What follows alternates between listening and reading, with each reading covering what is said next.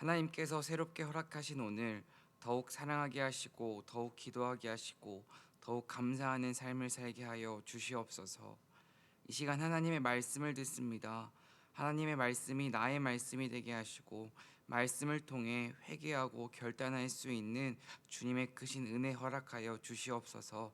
언제나 우리와 함께 하시는 예수님의 이름으로 기도드립니다. 아멘. 오늘 하나님께서 허락하신 말씀은 사사기 19장 22절부터 30절까지입니다. 사사기 19장 22절부터 30절까지입니다.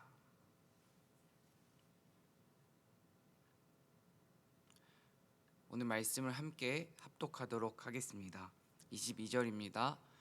그들이 마음을 즐겁게 할 때에 그 성읍의 불량배들이 그 집을 에워싸고 문을 두들기며 집 주인 노인에게 말하여 이르되 내 집에 들어온 사람을 끌어내라 우리가 그와 관계하리라 하니 집 주인 그 사람이 그들에게로 나와서 이르되 아니라 내 형제들아 청하노니 이 같은 악행을 저지르지 말라. 이 사람이 내 집에 들어왔으니 이런 망령된 일을 행하지 말라. 보라 여기 내 처녀 딸과 이 사람의 첩이 있은즉 내가 그들은 끌어내리니 너희가 그들을 욕보이든지 너희 눈에 좋을 대로 행하되 오직 이 사람에게는 이런 망령된 일을 행하지 말라 하나 무리가 듣지 아니하므로 그 사람이 자기 첩을 붙잡아 그들에게 밖으로 끌어내매 그들이 그 여자와 관계하였고 밤새도록 그 여자를 능욕하다가 새벽 미명에 놓은지라. 동틀 때에 여인이 자기의 주인이 있는 그 사람의 집 문에 이르러 엎드려져 밟기까지 거기 엎드려져 있더라. 그의 주인이 일찍이 일어나 집 문을 열고 떠나고자 하더니 그 여인이 집 문에 엎드러져 있고 그의 두 손이 문지방에 있는 것을 보고 그에게 이르되 일어나라 우리가 떠나가자 하나 아무 대답이 없는지라.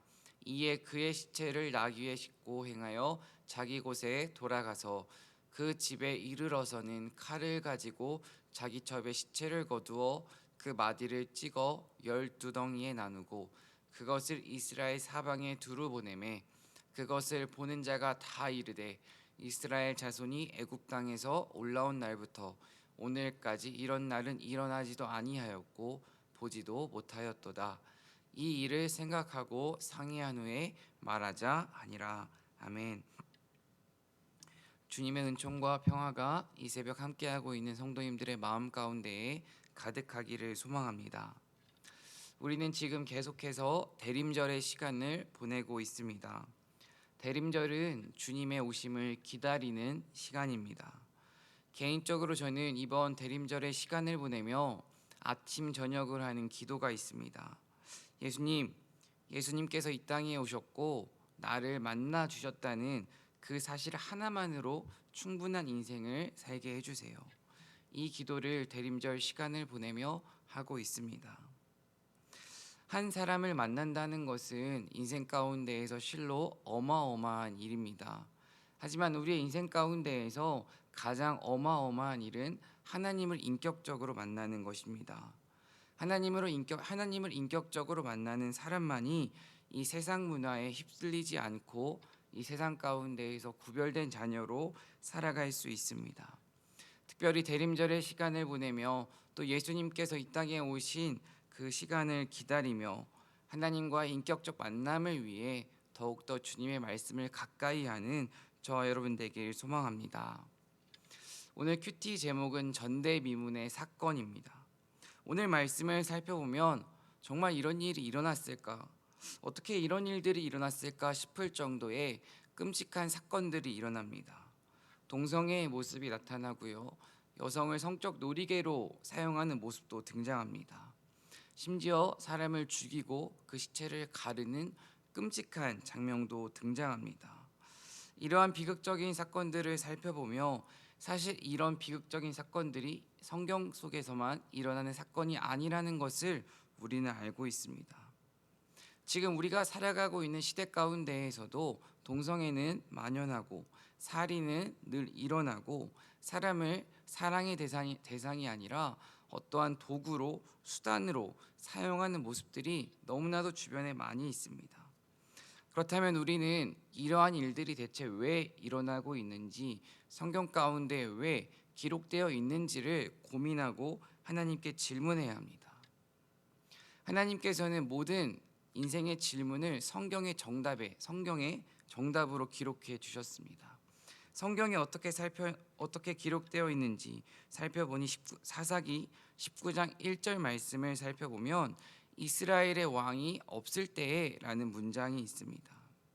이렇게 끔찍한 사건들이 일어나는 이유는 왕이 없기 때문입니다. 한마디로 하나님을 왕으로 모시지 않고 하나님께서 허락하신 그 말씀을 기준으로 삼고 살아가지 않았기 때문에 이러한 끔찍한 일들이 발생하고 있는 것입니다.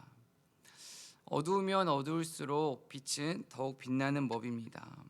우리의 참된 왕은 오직 하나님 한 분이십니다. 하나님을 왕으로 모신 사람만이, 또 하나님의 말씀을 기준으로 삼은 사람만이 악한 세상 속에서 그 문화에 휩쓸리지 않고 빛과 소금으로 살아갈 수 있습니다. 왕을 기준으로 삼아야 한다. 이 문장을 꼭 기억하시면서 오늘 말씀을 살펴보도록 하겠습니다. 22절 말씀을 먼저 살펴보겠습니다. 22절 말씀을 살펴보니 지금 성읍의 불량배들이 노인의 집을 에워싸고 문을 두들기고 있습니다. 한마디로 소란을 피우고 있습니다. 소란을 피우는 이유는 레위인들을 왜 받아주었냐는 것입니다.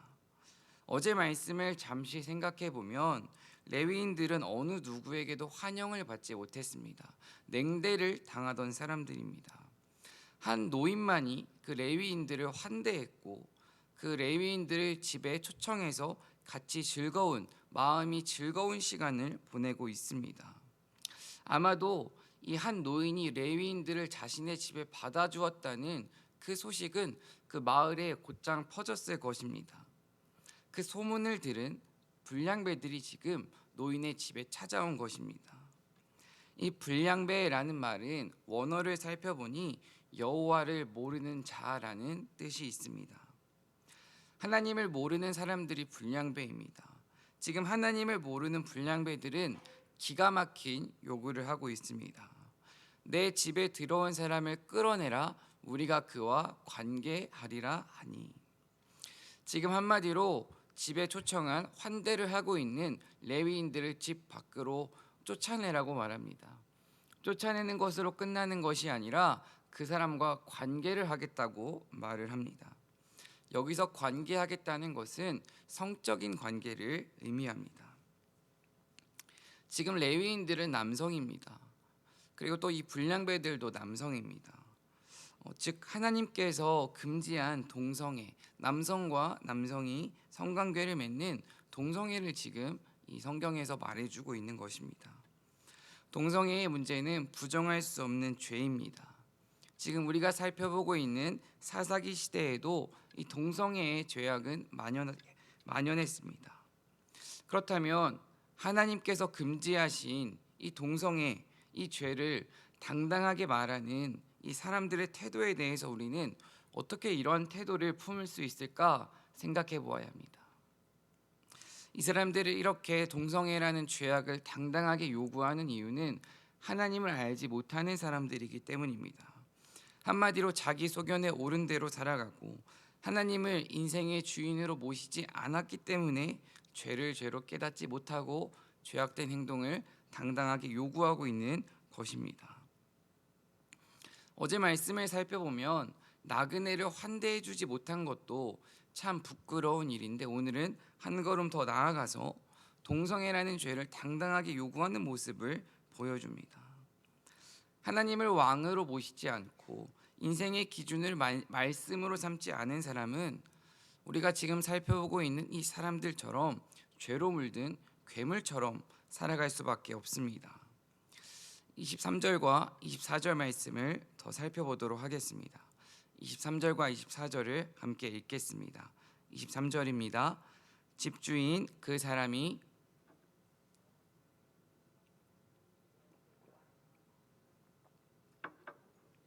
저지르지 말라. 이 사람이 내 집에 들어왔으니 이런 망령된 일을 행하지 말라. 보라, 여기 내 처녀딸과 이 사람의 첩이 있은즉 그들을 끌어내리니 너희가 그들을 욕보이든지 너희 눈에 좋은 대로 행하되 오직 이 사람에게는 이런 망령된 일을 행하지 말라 하나. 지금 불량배들은 집 밖에 레위인들을 쫓아내고 그 사람들과 관계를 맺겠다고 요구를 하고 있습니다. 지금 이 불량배들의 요구에 이 손님을 보호하고자 하는 노인의 반응이 나타나고 있습니다. 두 가지 반응으로 나누어 볼 수 있습니다. 첫 번째 반응은 23절을 살펴보니까 악행을 저지르지 말라. 이 사람들이 내 집에 들어왔으니 이런 망령된 일을 행하지 말라. 하지 말라고 말을 합니다. 사실 나그네를 돕고 나그네들을 환대하는 것은 율법의 핵심입니다. 약자를 돌보는 것도 율법의 핵심입니다.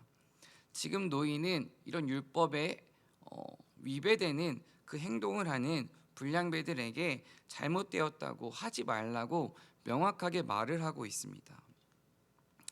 죄의 길로 걸어가는 사람들을 보며 집어주지 못하는 것은, 아무 말 하지 못하는 것은 사실 진정 사랑하는 사람의 사랑하는 모습의 태도가 아닙니다. 진정 사랑한다면 잘못된 길을 가고 있는 이들에게 그것은 잘못되었다 말해줄 수 있어야 합니다. 아닌 것은 아니라고, 잘못된 것은 잘못했다고 말해주어야 진정 사랑하는 것입니다. 그렇다면 진정 옳고 그름을 말해주기 위해서는 우리 마음 가운데에 분별력이 필요합니다.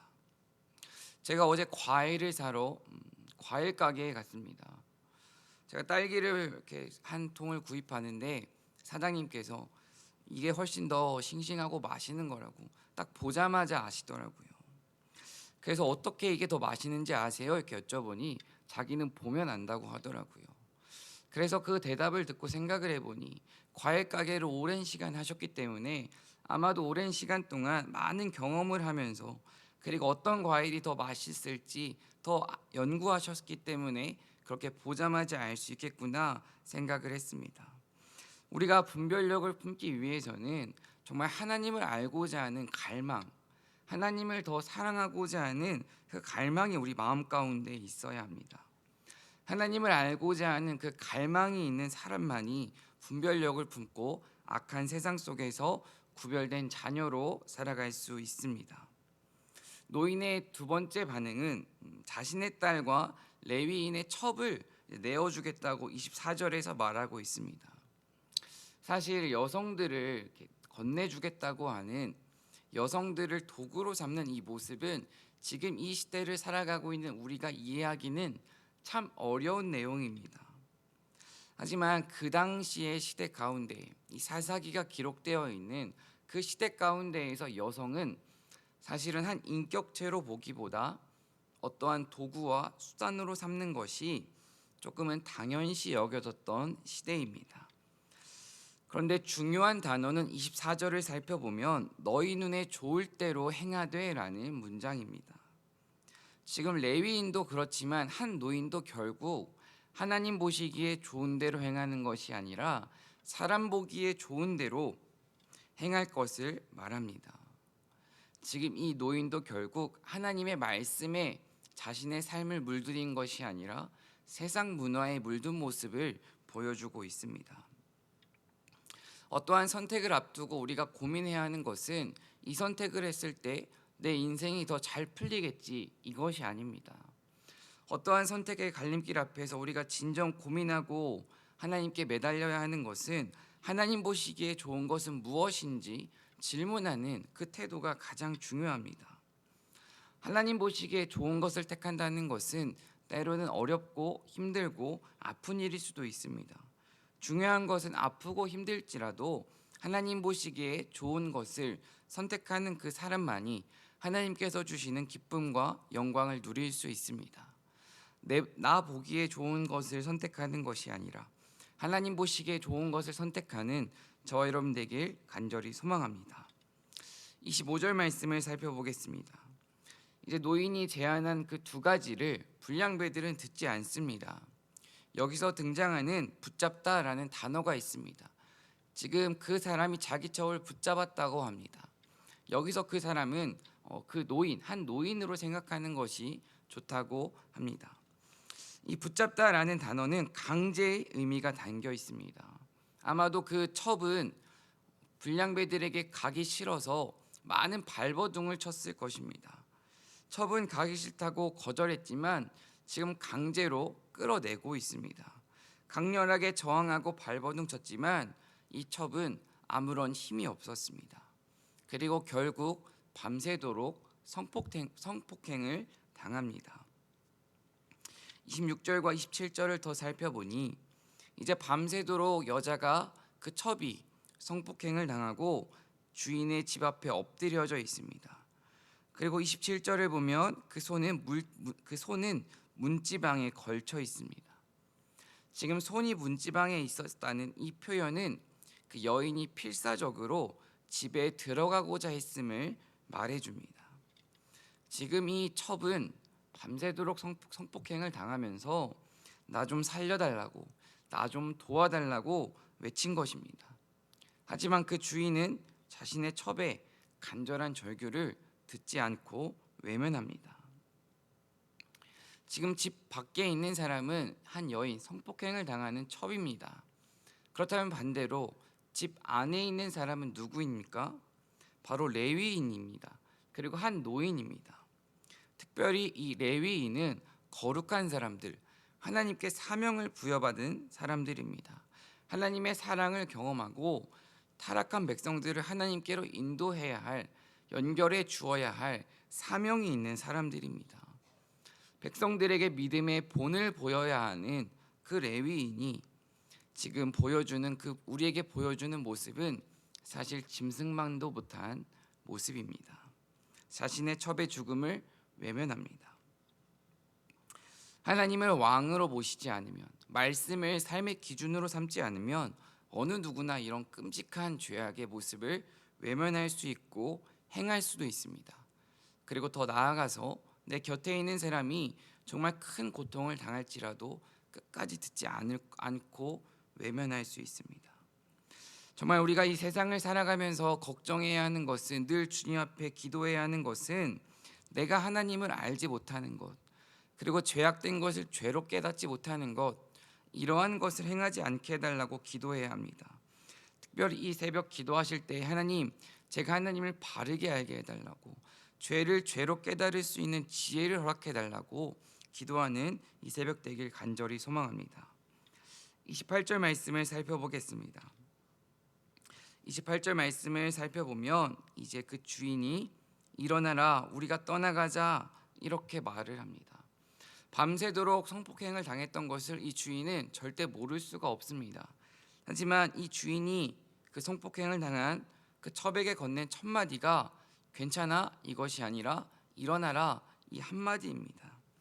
이 말을 통해서 그 레위인의 차가운 모습을 우리는 느낄 수 있습니다.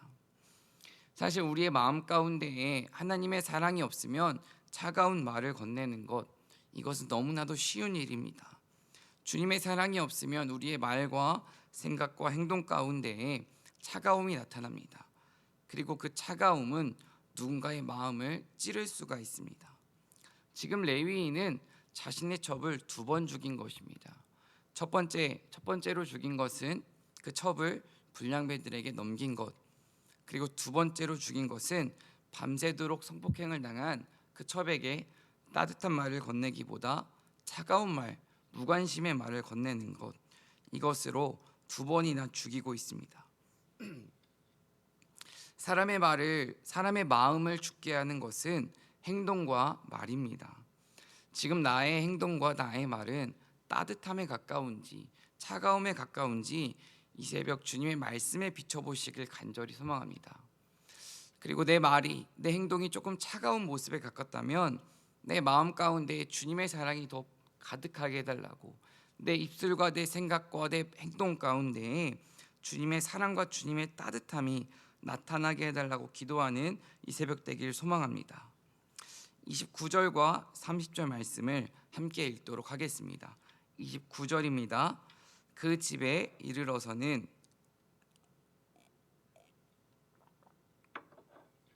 그 마디를 찍어 12덩이에 나누고 그것을 이스라엘 사방에 두루 보내매 그것을 보는 자가 다 이르되 이스라엘 자손이 애굽 땅에서 올라온 날부터 오늘까지 이런 일은 일어나지도 아니하였고 보지도 못하였도다. 이 일을 생각하고 상의한 후에 말하지 아니라. 지금 그 첩은 결국 죽었습니다. 그 죽은 첩의 시체를 12덩이로 나누어서 이스라엘 12지파에게 사방으로 보냅니다. 지금 사람의 시체를 자르고 나누는 이 모습은 사실 가나안 문화였다고 합니다. 지금 거룩한 레위인이 하나님의 문화를 받아들이고 하나님의 말씀을 전해야 하는, 세상 문화에 구별된 자로 살아가야 하는 그 레위인이 행동하는 모습은 가나안 세상 문화를 그대로 따라하고 있습니다. 구별되어야 하는 레위인이 세상 문화를 따르는 것입니다. 그리고 그 모습을 본 12지파의 반응도 참 안타깝습니다.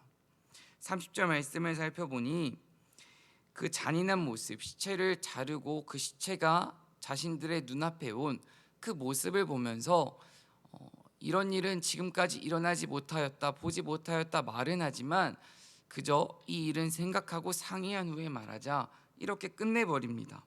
어떻게 이러한 잔인한 일을 행할 수 있어? 레위인들이 하나님의 말씀과 하나님의 행동을 따라야 하는 구별된 자로 살아가야 하는 그 레위인이 어떻게 이런 일을 저지르지? 이러한 반응이 아니라 이 일을 생각하고 나중에 상의하자, 이렇게만 반응을 합니다.